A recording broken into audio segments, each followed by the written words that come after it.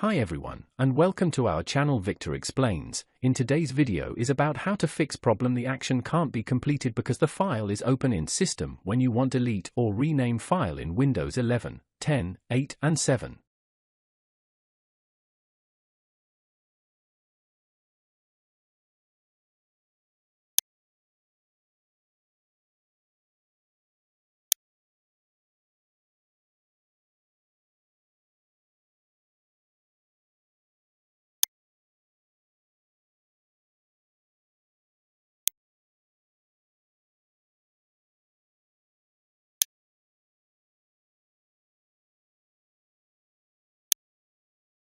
If